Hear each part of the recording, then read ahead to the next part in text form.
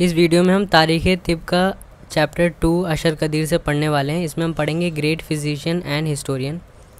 इससे पहले की वीडियोस में हमने चैप्टर 1 पूरा कर रखा है और चैप्टर 4 पूरा कर रखा है और चैप्टर 3 में CCIM और CCRUM को पहले से कंप्लीट कर रखा है।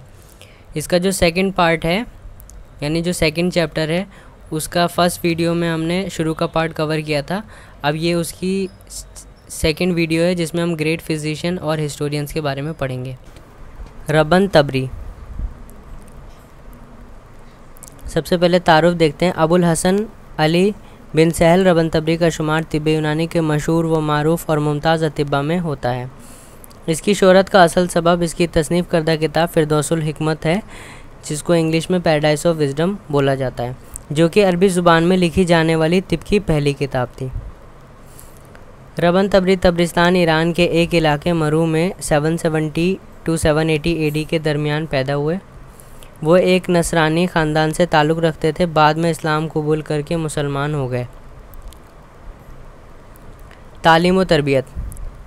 तबरी के वालिद नहायत काबिल इंसान थे। वो हिसाब, फ़लसफ़ा और तिब में माहिर थे। चुनांचा तबरी की इब्तदाई तालीम उन्हीं के ज़ेर साया अंजाम पाई। उन्होंने तबरी को इब्रानी और सिरियानी ज़ुबानों में इल्म तिब, इल्म हिंदसा और फ़लासफ़ा की तालीम हासिल की।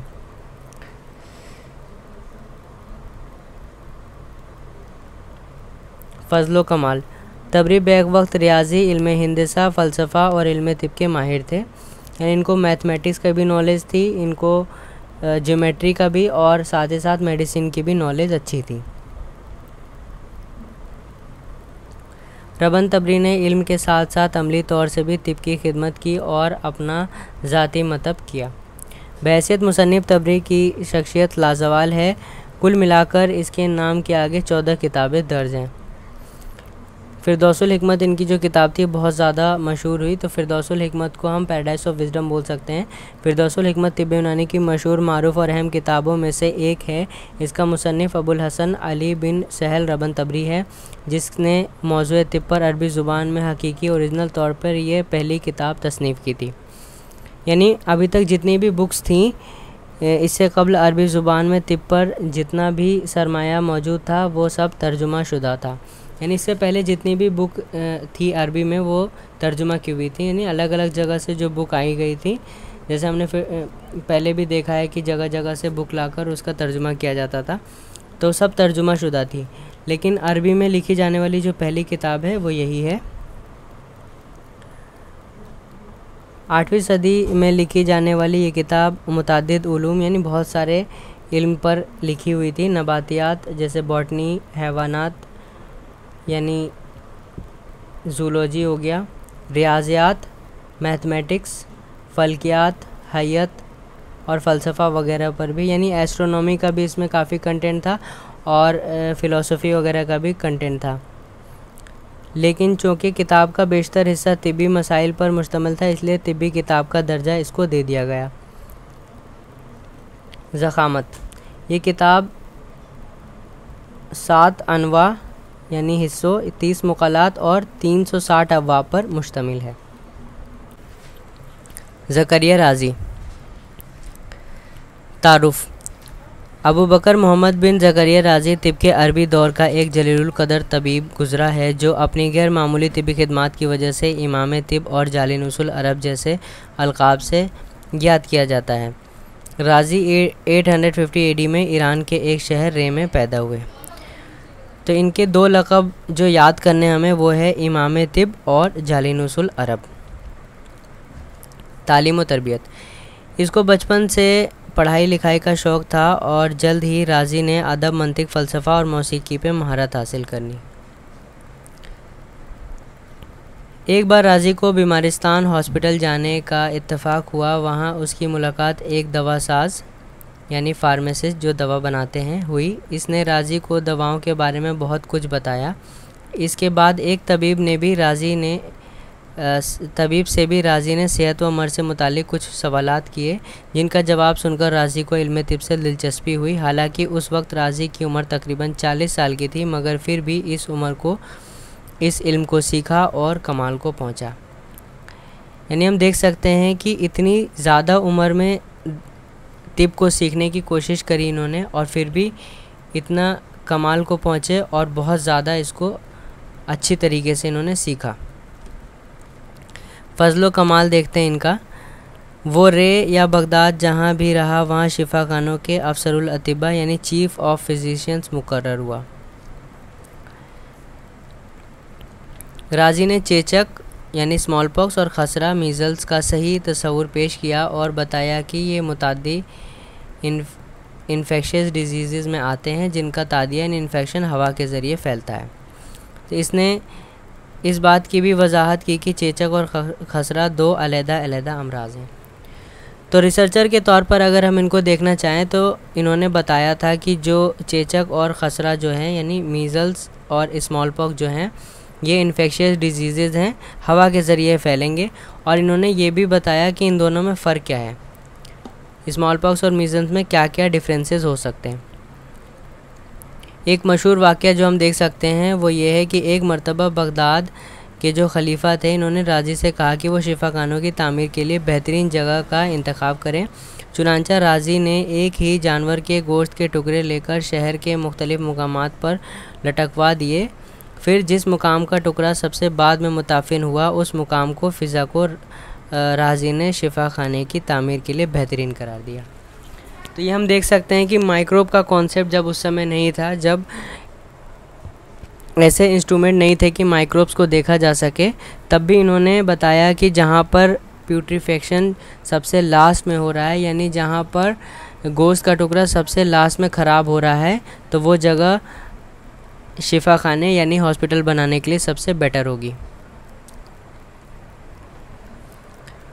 राजी बहैसियत मौजिद यानी इन्वेंटर के तौर पर इनको हम कैसे देख सकते हैं। मौजूदा अस्पतालों में मुआलिजीन की तरबियत और इलाज व मुआलजे का जो तरीका राइज है वो राजी की ईजाद है। राजी तरीक़ा मतलब यानी जो क्लिनिकल मेथड्स के जो मौजूद हैं यानी इन्वेंटर है, मरीज़ों के बिस्तर के पास ले जाकर तलबा को दर्स देना यानी जो बेड साइड डेमोन्स्ट्रेशन हॉस्पिटल्स में होता है, और बीमारी की रुदाद दर्ज करना यानी केस हिस्ट्री जो होता है, ये सब राजी का ही तरीका था। राजी ने इसको सबसे पहले ईजाद किया था। राजी बहैसियत मुसन्निफ़। राजी की काबिल कदर किताबों में 3 किताबें अहम हैं। पहला किताबुल हावी जिसको हम अभी डिटेल में पढ़ेंगे। किताबुल मंसूरी, ये किताब मुख्तसर है और तिब्बी मुबादियात के साथ साथ मुआलिजात से भी ताल्लुक़ रखती है। और रिसाला अल जुदरी वल हस्बा जो अभी हमने देखा था, पहले भी इसको अभी देखा था कि मीज़ल्स में और स्मॉल पॉक्स में जो इन्होंने डिफरेंस बताया था उससे रिलेटेड है। रिसाला अल जुदरी वल हस्बा ये किताब मर्ज़ चेचक और खसरा से मुतालिक है। मुकम्मल तौर पर राजी की ज़ाती फ़िक्र व तहकीक पर मबनी है और तिब के इस सरमाया में शामिल है कि जिस पर तिब को फ़ख्र है। अब इनकी किताब किताबुल हावी के बारे में हम पढ़ेंगे जिसको लाइबर कॉन्टिनेंस के नाम से जाना जाता है। इस किताब को राजी अपनी ज़िंदगी में मुरतब ना कर सका बल्कि इसके शागिर्दों ने मुसव्वदे को तरतीब दिया। तिब से मुतालिक मुफस्सल मालूमात दर्ज होने के बिना पर अल हावी को तिब्बी इंसाइक्लोपीडिया का दर्जा दिया गया है। क्योंकि इसका मवाद इल्म तिब के हर शोबे पर हावी है इसलिए इसका नाम किताबुल हावी रखा गया है। लातीनी ज़ुबान में इसका तर्जुमा लाइबर कॉन्टिनेंस के नाम से शाया हुआ है। अगर इसकी ज़ख़ामत की बात करें तो 23 जिल्दें दस्तयाब हैं, लेकिन मौरख़ीन ने शुबा ज़ाहिर किया है कि किताब का दस्तयाब हिस्सा अभी भी मुकम्मल नहीं है। यानी इतनी ज़ख़ीम होने के बावजूद, यानी इतनी वॉल्यूमिनस ये बुक होने के बावजूद अभी भी जो रिसर्चर हैं वो बताते हैं कि अभी भी हो सकता है कि इसका पूरी पार्ट ये ना हो, इसका और भी पार्ट अभी जो मिल नहीं पा रहा है और भी पार्ट इसका हो। यानी ये मुकम्मल बुक नहीं है, इसका और पार्ट कहीं ना कहीं होगा जो लोगों को नहीं मिला। मंदरजात किताबुल हावी में बेशतर मुआलिजात और इल्मुल अदबिया से बहस की गई है।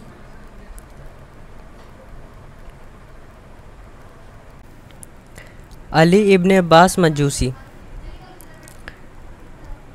अली इब्न अब्बास मजूसी का शुमार तिब यूनानी के उन अजीम और मशहूर व मारूफ अतिबा में होता है जिनकी गैर मामूली तिब्बी खिदमात से तिब्बी यूनानी को तोसी और तरक्की अमल में आई।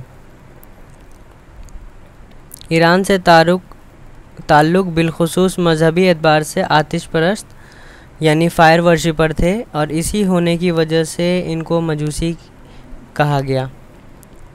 उसने मौजूद तिब पर एक किताब कामिलुस सनात के नाम से लिखी जो किताबुल मुल्की के नाम से भी जानी गई। किताब को लातीनी ज़ुबान में बाउनवान लाइबर रीजियस पढ़ा गया, जिसकी वजह से अली बिन अब्बास मजूसी भी मगरिब में हेली अब्बास के नाम से मारूफ हुए।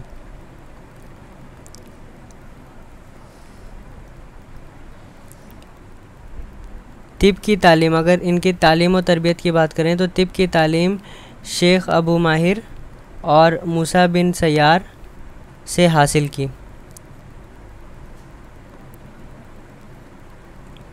मजूसी बेअतबार तबीब की हैसियत से देखें तो मजूसी अपने दौर का तबीब वक्त था। वो अपनी महारत की वजह से सुल्तान अज़दुद्दौला बिन बोया दिलमी का तबीब ख़ास मुकर्रर किया गया था।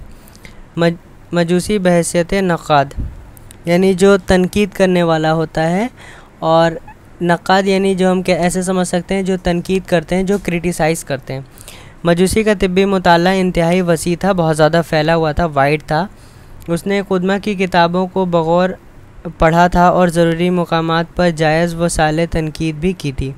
तनकीद करने में उसने बुकरात और जालनूस जैसे क़ायदमीन तिब को भी नहीं बख्शा, यानी बड़े बड़े अतिब्बा पर इन्होंने तनकीद की थी, उनको क्रिटिसाइज़ करा था। उसने कहा कि बुकरात के यहाँ बयान इतना मुख्तसर यानी इतना छोटा है कि बात की वजाहत नहीं होती, जबकि जालनूस के यहाँ लफ्ज़ी तकरार इतनी ज़्यादा है कि असली मकसद फ़ौत हो जाता है, यानी मेन मकसद ख़त्म हो जाता है, इतनी ज़्यादा लफ्ज़ी तकरार है। मजूसी बहैसियत मुसन्निफ़ कामिलुस सनात तहरीर की, जिसको किताबुल मुल्की और किताबुल क़वानीन के नाम से भी जाना गया। अब ये जो डिफरेंट नाम हैं ये भी याद करने होते हैं, क्योंकि ये क्वेश्चन जो है पेपर में बिल्कुल ऐसे ही उठाकर पूछ लिए जाते हैं। कामिलुस सनात लाइबर रीजियस,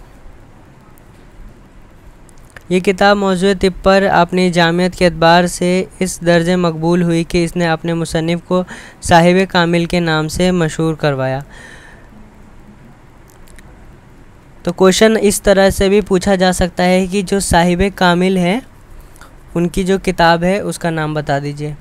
तो इसमें अगर नाम नहीं बताया जाता है, मतलब डायरेक्ट नाम ना लेकर डिफरेंट इनके जो नाम हैं उनके थ्रू पूछा जा सकता है। और इसी तरह से बुक के भी डिफरेंट नाम पूछे जा सकते हैं कि इस बुक से रिलेटेड जो ऑथर हैं उनका नाम बता दीजिए। इस किताब की अज़मत का अंदाज़ा इस बात से बखूबी लगाया जा सकता है कि इब्न सीना ने इस किताब के बारे में इजहार ख्याल इस तरह किया कि अगर कामिलुस सनात पहले मेरी नज़र से गुज़री होती तो मुझे अल क़ानून लिखने की ज़रूरत ना पेश आती। आगे हम अल क़ानून के बारे में भी पढ़ने वाले हैं, लेकिन अभी हमें सिर्फ इतना देखना है कि इब्न सीना ने ये बात कही थी कि कामिलुस सनात अगर पहले मेरी नज़र से गुज़री होती तो मुझे अल क़ानून लिखने की ज़रूरत नहीं पड़ती। ज़ख़ामत की बात करें तो कामिलुस सनात एक ज़ख़ीम किताब है जो 2 जिल्दों पर मुश्तमिल है, और इसका जो मतन था यानी इसका जो टेक्स्ट था वो अरबी में था। हकीकी जो टेक्स्ट है वो अरबी में है। अबू सहल मसीही तारुफ़ तिब्बे यूनानी के मशाहिर अतिब्बा में अबू सहल ईसा बिन यहया अल मसीही का नाम नुमाया नज़र आता है। बाज़ मौरिखीन ने तस्दीक की है कि ये इब्न सीना का उस्ताद भी रहा, और ये बात तो साबित है कि ये इब्न सीना का हम असर बल्कि रफ़ीक था। तो रफ़ीक माने होता है फ्रेंड या फिर कंपेनियन। तालीम व तरबियत अबू सहल की तालीम व तरबियत के बारे में ज़्यादा तफसील मौजूद नहीं, लेकिन इसकी तसानीफ़ से यह अंदाज़ा होता है कि अरबी ज़ुबान का माहिर और फ़न तिब में कामिल था। फ़ज़ल व कमाल अबू सहल बहैसियत तबीब अबू सहल एक हाजिक तबीब था। तो हाजिक के जो मीनिंग होते हैं वो होते हैं जैसे बहुत ज़्यादा इंटेलिजेंट हो या फिर बहुत ज़्यादा स्किल्ड हो, उसको हाजिक कहते हैं। अबू सहल बहैसियत मुहक्किक रिसर्चर के तौर पर हम इन्हें देख सकते हैं। अबू सहल की पेश करदा बाज़ नज़रियात इनकी ज़ाती तहकीक पर मबनी है। मसलन इस्तिक़रार हमल, प्रेगनेंसी और तक़वियत जनीन यानी फ़ीटस फॉर्मेशन से मुतालिक खुदमा का नज़रिया ये था कि दौरान हमल एहतबास तम जो एमेनोरिया होता है उसकी वजह से की वजह यह है कि तम्स यानी मेंस्ट्रुएशन के ज़रिए जो खून खारिज होता है वो दौरान हमल जनीन की नशोनुमा में सर्फ होता है। यानी इससे पहले ये माना जाता था कि जो भी खून रुक जाता है यानी जो एहतबास तम्स होता है, मेंस्ट्रुअल ब्लड जो रुकता है उसका जो रिटेंशन होता है उससे क्या होगा, प्रेगनेंसी के दौरान फ़ीटस का फॉर्मेशन होता है। लेकिन अबू सहल ने इस नज़रिए में से इख्तलाफ करते हुए वाज़ेह किया कि दौराए तम्स के ज़रिए जो खून खारिज होता है ना वो साले होता है, यानी साले मतलब प्योर हो सकता है, यानी बहुत ज़्यादा वो प्योर नहीं होता, और ना ही इसकी मिक़दार इतनी ज़्यादा होती है कि जनीन की परवरिश मुकम्मल कर सके। तो इन्होंने पहले के जो अतिब्बा से उससे डिफरेंट राय रखी और ये बताया कि ये ऐसा नहीं होता कि ये जो ब्लड है इसकी वजह से फ़ीटस का फॉर्मेशन होगा। अबू सहल बहैसियत मुसन्निफ़। मसीह के नाम के आगे तकरीबन 1 दर्जन किताबें दर्ज हैं जिनमें से कुछ फ़लसफ़े और कुछ तिब से मुतालिक हैं। इनसे रिलेटेड जो बुक बहुत ज़्यादा इम्पॉर्टेंट है वो है किताबुल मियत। किताबुल मियत फ़ी तिब मौज़ूअ तिब पर ज़ुबान व बयान और फ़िक्र व तहकीक के बिना पर एक मुरक़्क़तुल आरा तसनीफ़ है।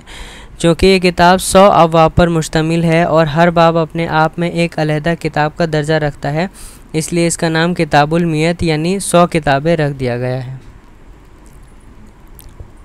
तो ये जो मियत वर्ड है इसका मतलब ही 100 होता है, इसी वजह से इसको किताबुल मियत रख दिया गया था, यानी 100 किताबें। ज़ख़ामत यानी इसका वॉल्यूम, कितनी वॉल्यूमिनस बुक है ये किताब 100 अबवाब पर मुश्तमिल है। हर बाब को मुसन्निफ़ ने किताब के लफ्ज़ से मौसूम किया है, यानी जितने भी इसमें बाब थे उन सबको इन्होंने किताब के नाम से मौसूम किया है, जैसे किताबुल उस्तुकुसात, किताबुल मिजाज। अब एक जैसा और जैसा अर्ज़ किया यही उस किताब की वजह तस्मिया है क्योंकि इसमें 100 अबवाब हैं। तो इन्होंने करा ये था कि हर बाब को किताब के नाम से मौसूम किया था और इसमें 100 अबवाब थे, इसीलिए इसको किताबुल मियत कहा गया, यानी 100 किताबें इसका नाम रख दिया गया। तो यही इसकी वजह तस्मिया थी, यानी इसका नाम रखने की जो वजह थी वो यही थी। तराजिम।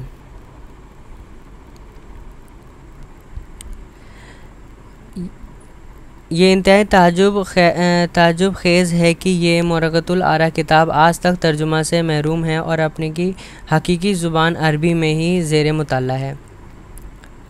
सितम बालाए सितम ये कि इस किताब का मतबूआ नुस्ख़ा, मतबूआ यानी प्रिंटेड जो होता है, जो हैदराबाद दक्किन से 1963 AD में शाया हुआ था, वो भी सिर्फ़ 23 मुक़ालात पर मुश्तमिल है और जो बकिया हिस्सा है वो मखतूतात यानी मैन्युस्क्रिप्ट की शक्ल में है, गैर मतबूआ है और मुंतशिर है, यानी अभी तक प्रिंट नहीं हुआ है और वो स्प्रेड है यानी अलग अलग जगह फैला हुआ है।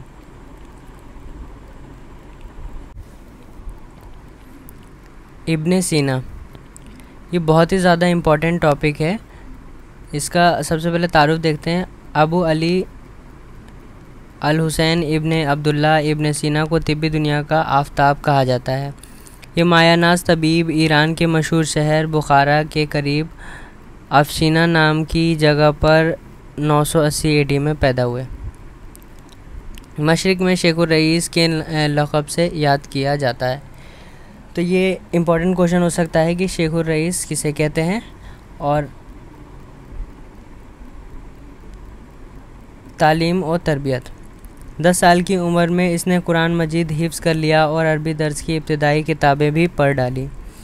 इसके बाद फ़लसफ़ा और तबियात की तालीम हासिल की। 16 साल की उम्र में तिब की तरफ तवज्जो की और सिर्फ़ 18 साल की उम्र में इस फ़न में कमाल हासिल कर लिया। शेख की तालीमी सवाने काफ़ी तवील है, जिससे पता चलता है कि शेख को हुसूल इल्म का इतना शौक़ था कि जिस शख्स से जो लियाकत देखता वो इल्म सीख लेता। मसलन शेख ने इल्म हिंदिसा एक सब्ज़ी फ़रोश से सीखा था। यही वजह है कि तिब के अलावा और भी बहुत से उलूम जैसे मंतिक, फ़लसफ़ा, इलाहियात, नौ, लुग़त और इसी तरीके से नुजूम, फ़ल्कियात वगैरह, कीमिया, रियाज़ियात, अहकामात, नफ़सानियात वगैरह वगैरह का इनको इल्म था।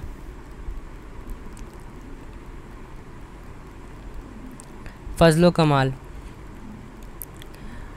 शेख बहैसियत फ़लसफ़ी। शेख बुलंद पाया फ़लसफ़ी था। चूँकि इसने अपना मैदान कार इल्म तिब को चुना था, इसलिए इसने अपने फ़लसफ़ा से तिब को फ़ायदा पहुँचाया। इसने फ़लसफ़ा की बुनियाद पर पहले तिब को समझा और जाना कि तिब के उसूल व ज़वाबित पर गैर ज़रूरी फ़लसफ़ा हावी है। चुनांचा इसने अपनी किताब अल-क़ानून फ़ी तिब में तिब की बुनियादी नज़रियात और उसूल और ज़वाबित का काफ़ी हद तक फ़लसफ़ा से पाक करके पेश किया ताकि तिब को समझने में आसानी हो, जिसने इसको कामयाबी मिली और इसकी किताब हर ख़ास व आम में मकबूल हो गई। बहैसियत तबीब। इसी ज़माने में अमीर बुखारा नू बिन मंसूर किसी पेचीदगी मर्ज़ में मुब्तला हो गए। शाही अतिब्बा मंसूर के इलाज में नाकाम रहे, तब शेख को तलब किया गया और शेख ने नौउम्र होने के बावजूद बादशाह का इलाज इंतहाई एतमाद के साथ किया, जिसमें उसे कामयाबी हासिल हुई। शेख बहैसियत मुसन्निफ़। शेख की जो तिब्बी तसानीफ़ काबिल ज़िक्र हैं उनमें अल-क़ानून फ़ी तिब जो बहुत ज़्यादा मशहूर है, किताबुल शिफ़ा, किताबुल नजा, किताबुल कोलिंज और किताबुल अदविया क़ल्बिया शामिल हैं। अल-क़ानून फ़ी तिब।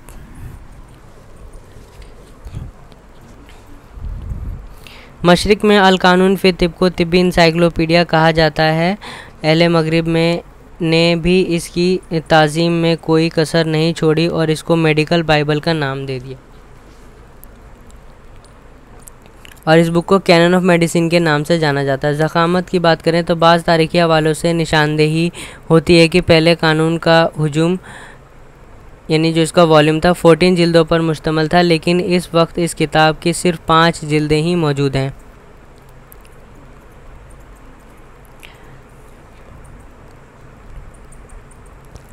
अलाउद्दीन क़रशी।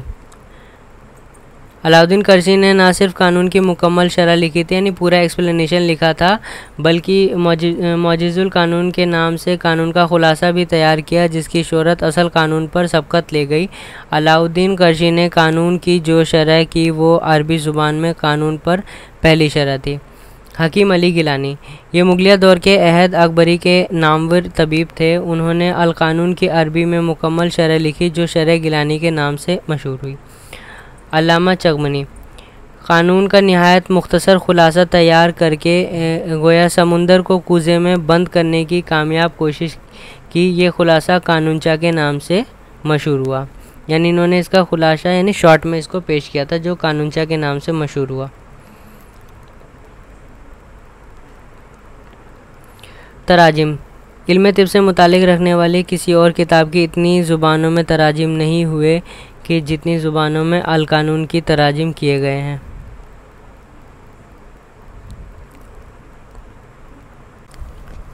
अली बिन ईसा कुहाल। तारुफ़। अली बिन ईसा अरब नस्ल से ताल्लुक़ रखने वाला एक मशहूर तबीब था। इसका मज़बून ख़ास अमराज़ चश्म था। चुनांचा माहिर चश्म होने की वजह से कुहाल यानी ऑप्थेल्मोलॉजिस्ट लक़ब बन गया और अली बिन ईसा कुहाल के तौर पर मारूफ़ हुआ।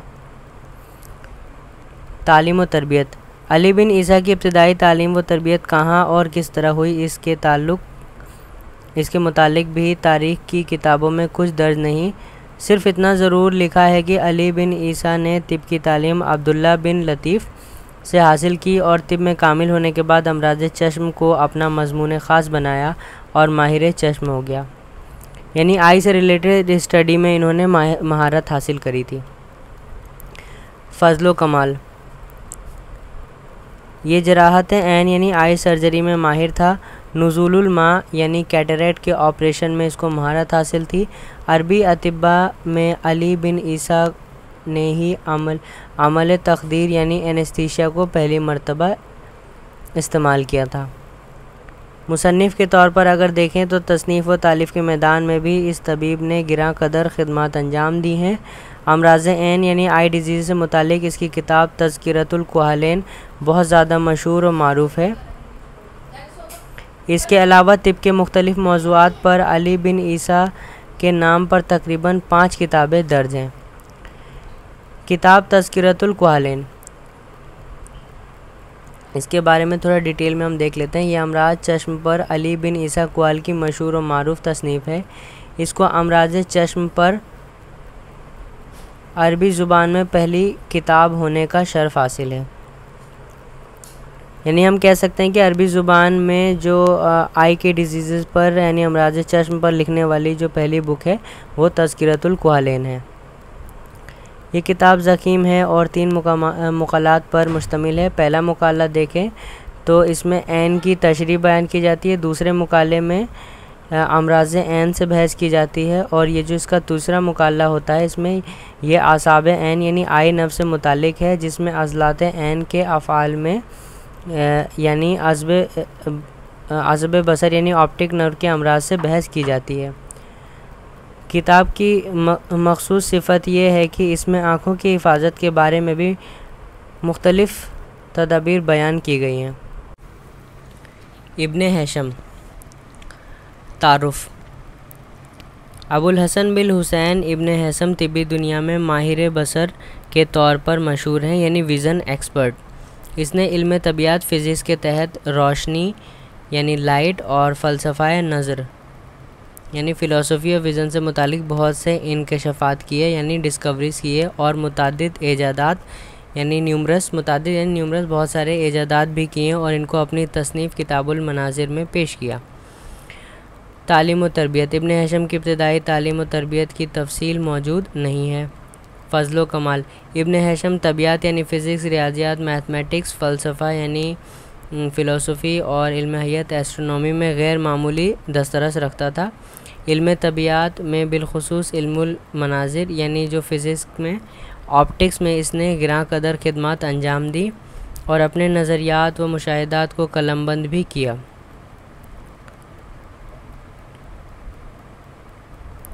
इब्ने हैशम बहैसियत माहिर तबियत यानी फ़िज़िसिस्ट के तौर पर ये कैसे थे।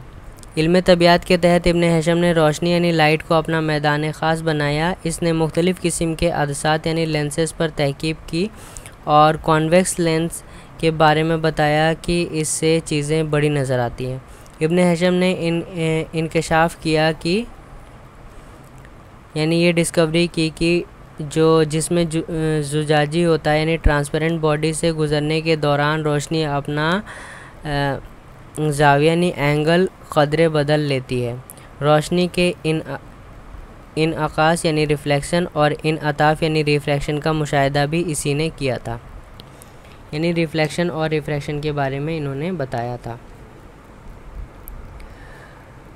इसके अलावा इन्हें मुशाहिदात के तहत इब्ने हैशम ने रोशनी में मुख्तलिफ़ रंग पाए जाने का राज खोला और कौसो क़ज़ा यानी जो रेनबो है और हाला पर भी रोशनी डाली थी। तबीब की हैसियत से अगर हम देखना चाहें तो बहैसियत तबीब इब्ने हैशम ने फ़लसफ़ा नज़र ही तहकीक की। नज़र से मुतालिक इसकी तहकीक ये थी कि ख़ारिजी चीज़ों का अक्स आँख की पुतली पर पड़ता है जिसे दिमाग से निकलने वाला एक असब महसूस करता है। इस अमल के लिए रोशनी की मौजूदगी ज़रूरी है, जबकि इससे क़ब्ल नज़रिया ये था कि आँख रोशन है और आँख से रोशनी निकलकर चीज़ों को देखती है। इस एतबार से इब्ने हैशम को इल्म मनाज़िर का बानी तस्लीम किया जाता है। यानी इन्होंने बहुत ख़ास एक डिस्कवरी की थी जो पहले ये माना जाता था कि आँख से रोशनी निकलती है, लेकिन इन्होंने बताया था आँख से रोशनी नहीं निकलती बल्कि रोशनी की मौजूदगी में आँख जो है चीज़ों को देख पाता है। इब्ने हैशम बहैसियत मुसन्निफ़। तसनीफ़ व तालीफ़ में भी इब्ने हैशम का मुकाम बहुत बुलंद है। इसके नाम के आगे तकरीबन 200 किताबें दर्ज हैं। खालिस तिब के मौजू पर इसकी 2 किताबों का ज़िक्र है, लेकिन इसकी मशहूर व मारूफ किताब किताबुल मनाज़िर में बिनाई से मुतालिक जो गैर मामूली तहकीक पर मबनी मालूमात दर्ज हैं, इस लिहाज से इस किताब को भी तिब्बी फ़हरिस्त में दाखिल किया जा सकता है। किताबुल मनाज़िर के बारे में थोड़ा सा अब हम देखेंगे। तारुफ इब्न हशम की मशहूर व मारूफ तसनीफ़ है, जिसमें पहली बार फ़लसफ़ा नज़र यानी थ्योरी ऑफ विज़न की वजाहत की गई है, यानी विज़न के बारे में अच्छे से बताया गया है। ज़ख़ामत, ये किताब 2 हिस्सों पर मुश्तमिल है। पहले हिस्से में 3 मुक़ल्लात हैं, जबकि दूसरे हिस्से में 4 मुक़ल्लात हैं।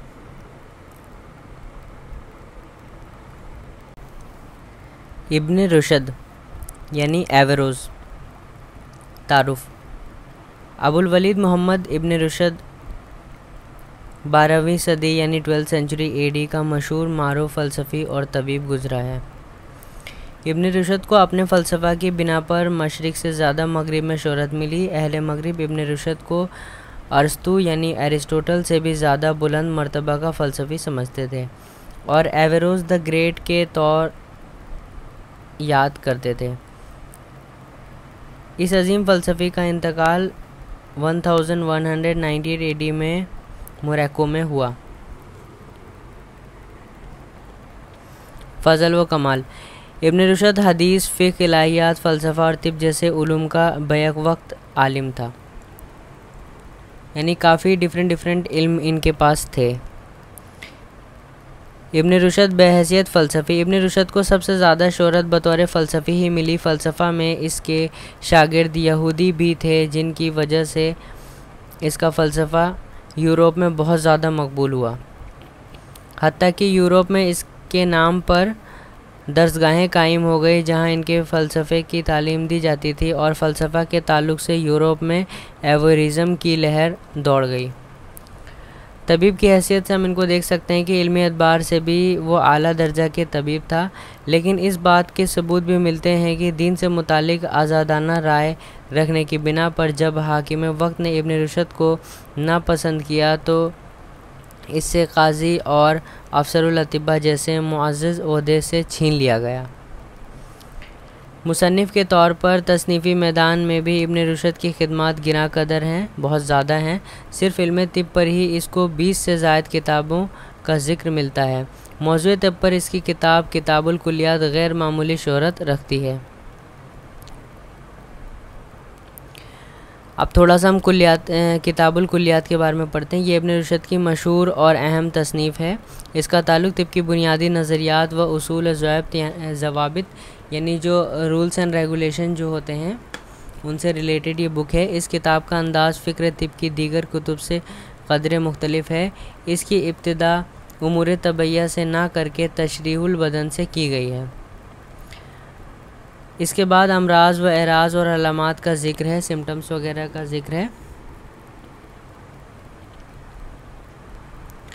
फिर हिफ़्ज़ाने सेहत को बयान करते हुए आखिर में उसूल इलाज का तज़किरा है। ये किताब मगरिब में लातीनी नाम कोलिजेट से मशहूर हुई। इसकी ज़ख़ामत की बात करें तो ये किताब एक मुक़द्दमा और 7 अब्वाब पर मुश्तमिल है। मंदरजात, मुक़द्दमा में किताब का तारुफ़ पेश किया गया है। पहला बाब तशरीहुल बदन पर मुश्तमिल है। दूसरे में सेहत से मुतालिक उमूर पर बहस की गई है। तीसरे बाब में अमराज व एराज का बयान है। चौथे में अलामात का ज़िक्र है, सिम्टम्स का। इसमें पहले अलामात सेहत बयान की गई हैं, फिर मिजाज मोतदिल और आज़ा के मिजाज पर बहस है। पाँचवें बाब में अदविया व अग़ज़िया से बहस की गई है और छठे बाब में हिफ़्ज़ाने सेहत यानी कैसे सेहत को बाकी रखा जाए, उसकी हिफाजत की जाए, इसके बारे में बताया गया है, जहाँ सेहत की हिफाजत के उसूल और तरीक़े बयान किए गए हैं। 7वें बाब में उसूल इलाज से मुतालिक हिदायत दर्ज हैं। यहाँ सुए मिजाज मादी के तहत इस्तफ़राग की दिलचस्प बहस है, यानी इवैक्यूएशन के बारे में अच्छे से बताया गया है। हालांकि ये किताब ना तो मवाद के एतबार से ज़ख़ीम है और ना ही इसमें तिब के तमाम पहलू मौजूद हैं, फिर भी इस किताब को शोहरत इसलिए हासिल हुई क्योंकि इसमें मुसन्निफ़ ने जालिनूस और इब्न सीना जैसे मुक़द्दर अतिब्बा पर तनकीद किया है, यानी इनको क्रिटिसाइज़ किया है, इनके नज़रियात से इख्तिलाफ़ किया है। इब्न बैतार तारुफ़, अबू मोहम्मद अब्दुल्ला इब्न अहमद इब्न बैतार मारूफ ब इब्न बैतार का शुमार इंदलिस यानी स्पेन से ताल्लुक़ रखने वाले नामवर और जय्यद अतिब्बा में होता है। बैतार की शख्सियत माहिर नबातियात यानी बॉटनिस्ट और माहिर दवासाजी फार्मासिस्ट की हैसियत से इंतहाई अजीम है। यहाँ तक कि इसको इल्मुल अदविया मुफरदा का इमाम कहा जाता है। इल्मुल अदविया पर इसकी मुरक़तुल आरा किताब जामिउल मुफरदात भी अपनी फ़जीलत और जामियत के एतबार से यकता है। इब्न बैतार इंदलिस के शहर मलागा में 1197 AD में पैदा हुआ था और तमाम उम्र दवाई पौधों और जड़ी बूटियों की खोजबीन और तहकीक व तजदीद में गुजारने के बाद 1248 में बमुकाम दमिश्क वफ़ात पाई। इसकी वफ़ात के बारे में भी शहादत यही है कि इब्न बैतार किसी पौधे को हासिल करने की गर्ज से पानी में उतरा था। चूँकि पानी गहरा था इसलिए ड्राउनिंग से उसकी मौत हुई थी, यानी डूब जाने की वजह से इनकी मौत हुई थी। तो इनके डेडिकेशन का पता हम इससे लगा सकते हैं कि इतनी डेडिकेटेड थे कि एक पौधे को हासिल करने के लिए पानी में चले गए और उसकी वजह से इनकी मौत हो गई, डूबने की वजह से। तालीम व तरबियत। इब्न बैतार की इब्तदाई तालीम व तरबियत से मुतालिक ज़्यादा मालूमात मौजूद नहीं, सिर्फ इतना पता चलता है कि बचपन ही से नबातात से दिलचस्पी थी और इसने इस इल्म को सीखने के लिए हर मुमकिन कोशिश की थी।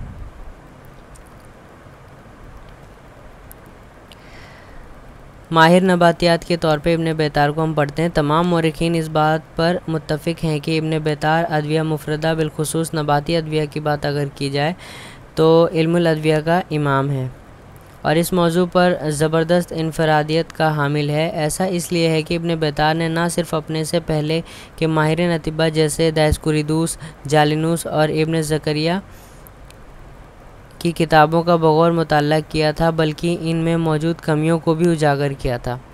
यानी प्रॉपर रिसर्च करके जो प्रॉब्लम थी उसके बारे में भी इन्होंने बताया था।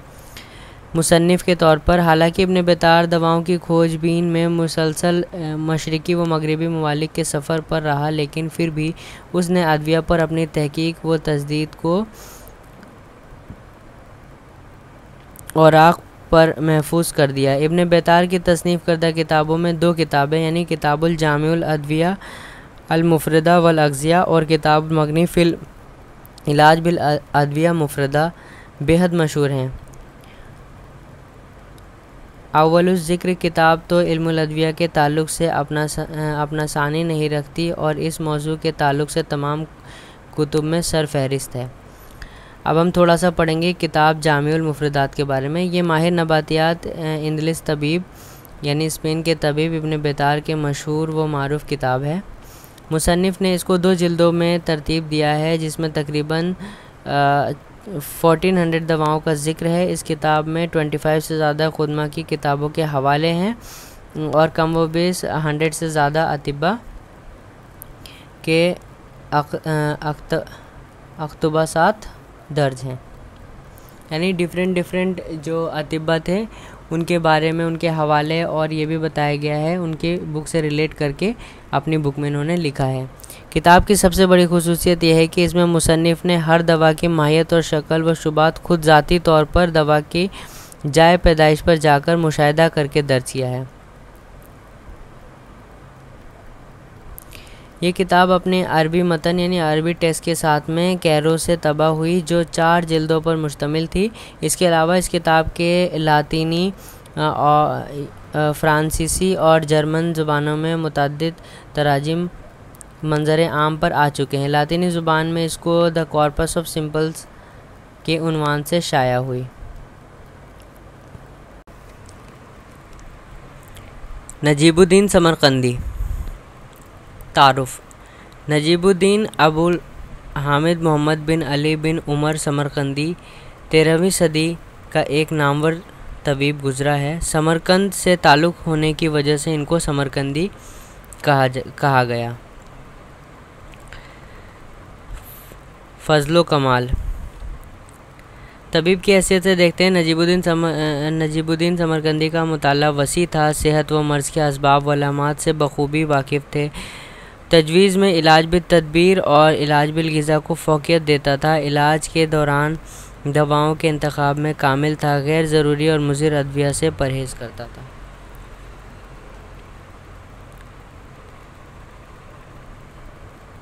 बहैसियत मुसन्निफ़ नजीबुद्दीन तिब्बी मुसन्निफ़ीन में से इसलिए नुमाया और मुनफरिद मुकाम रखता है क्योंकि इसने इल्म तिब के जुमला मवाद पर मुश्तमिल रिवायती किताबें तसनीफ़ नहीं की, बल्कि अपने ज़माने में दस्तयाब तिब की मुस्तनद कुतुब जैसे कामिलुस सनात, अल कानून फ़ी तिब, मुआलजात बुक़रातिया वगैरह का पहले बग़ौर मुताला किया। फिर इलाज व मुआलजा में हर दम काम आने वाले उमूर पर मुख्तसर और जामे किताबें लिखीं।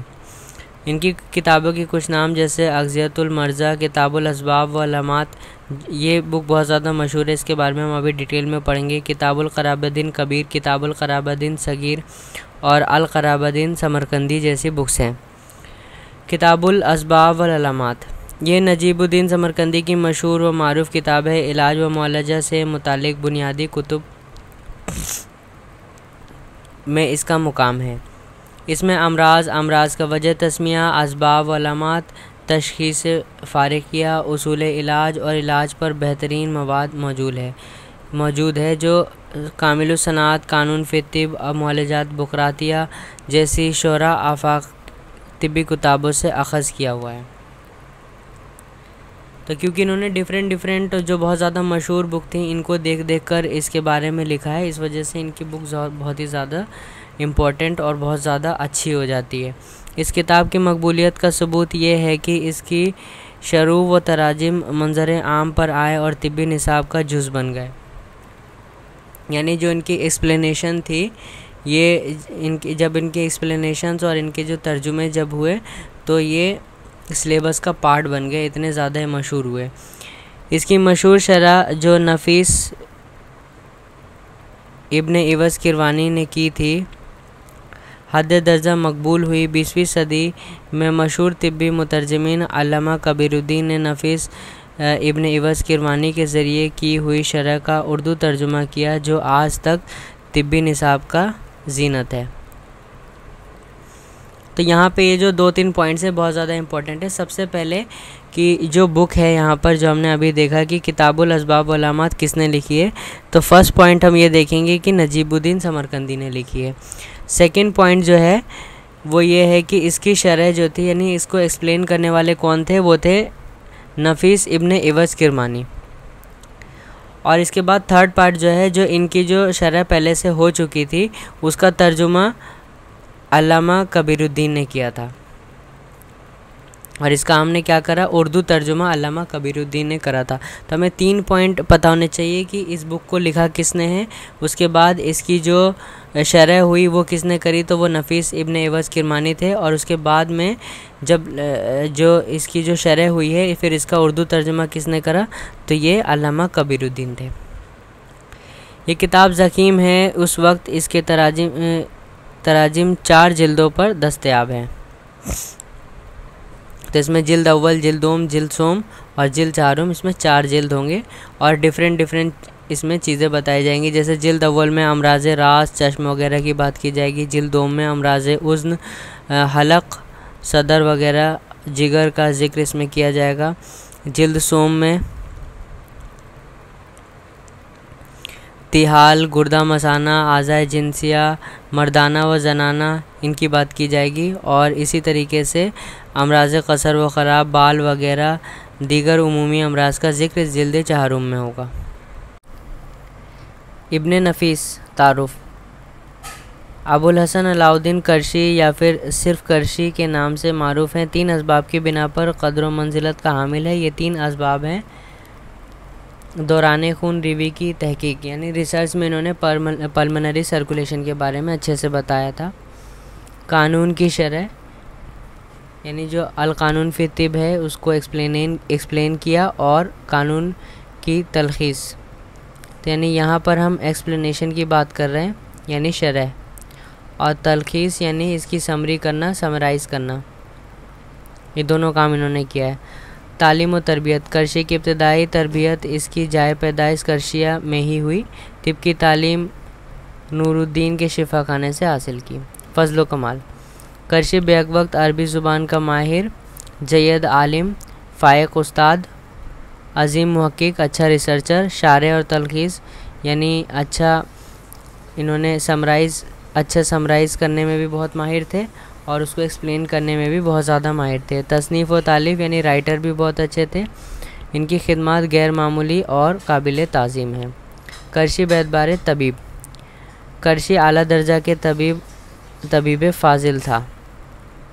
रिसर्चर के तौर पे देखें तो अहले मगरिब ने दौरान खून रीवी का जो दरियाफ्त का सहरा जो है वो विलियम हार्वे के नाम कर रखा है, लेकिन जबकि ये कारनामा इब्न नफीस ने पहले ही अंजाम दिया था। इब्न नफीस की ये तहकीक बातस्वीर किताबों में दर्ज है, जिसका तकरीबन सभी मौरखीन ने एतराफ़ किया है। यानी इन्होंने तस्वीर के साथ में किताबों में दर्ज कर रखा है, लेकिन विलियम हार्वे को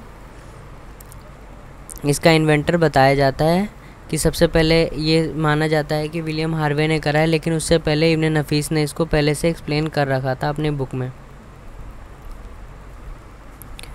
बहैसियत उस्ताद, करशी ने बीमारिस्तान में जहाँ तबीब के फ़राइज़ अंजाम दिए, वहीं इल्म तिब के ताल्लुक़ से दर्स व तदरीस में भी मशगूल रहा। मुसन्निफ़ के तौर पे करशी ज़िंदगी भर तसनीफ़ व तालीफ़ में मशगूल रहा और इस मैदान में इंतहाई मर्तबा पाया। शारह यानी एक्सप्लेनेशन के लिहाज से अगर हम देखें तो करशी ने बुक़रात, जालनूस और इब्न सीना की किताबों की शरहें लिखी, जिसमें इब्न सीना की मुरक़तुल आरा तसनीफ़ अल कानून फ़ी तिब की शरह, जो शरह कानून के नाम से मशहूर हुई। तलखीस निगार के हिसाब से अगर हम देखें तो करशी ने इब्न सीना की किताब अल कानून की तलखीस भी लिखी, जो मौजिज़ुल कानून के नाम से क़दर मशहूर हुई, और इसके मुकाबिल लोगों ने कानून का मुताला छोड़ दिया। आज भी ये किताब मुताले में कानून की पर सबक़त लिए हुए है। शरह कानून, इब्न नसीब के तालीफ़ इब्न सीना की किताब कानून की शरह है, यानी इसको एक्सप्लेन किया हुआ है। ये अपनी नौइयत की अलग किताब है और बहुत ज़्यादा मशहूर है। ये अरबी ज़ुबान में है। शरह कानून इंतहाई ज़ख़ीम है, यानी बहुत ज़्यादा मोटी है किताब है और असल कानून की तरह 5 जिल्दों पर ही मुश्तमिल है। अब हम मौजिज़ुल कानून के बारे में देख रहे हैं। मौजिज़ुल कानून इब्न नफीस की इंतहाई मशहूर मारूफ तसनीफ़ है, अरबी ज़ुबान में है। ये वो किताब है जिसने अपने मुसन्निफ़ को शोहरत दुआम का मालिक बनाया। दरअसल ये इब्न सीना की मशहूर मारूफ तसनीफ़ यानी अल कानून फ़ी तिब की तलखीस है, यानी ये समराइज़ वर्ज़न है। अपनी काविश से गोया करशी ने कानून के समुंदर को मौजिज़ कूज़े में बंद करने की कोशिश की है, यानी बहुत ज़्यादा चीज़ को एक छोटे में लाने की कोशिश की गई है। एक समुंदर का पानी जैसे हम किसी पॉट में या फिर किसी बर्तन में रखने की कोशिश करें, इस तरह का काम किया गया है, लेकिन उन्होंने ये काम बहुत अच्छी से किया है। मौजिज़ुल कानून कानून के मुकाबले में इंतहाई मुख्तसर यानी बहुत ही शॉर्ट में है। इसका मवाद सिर्फ 4 फ़नों में तकसीम है।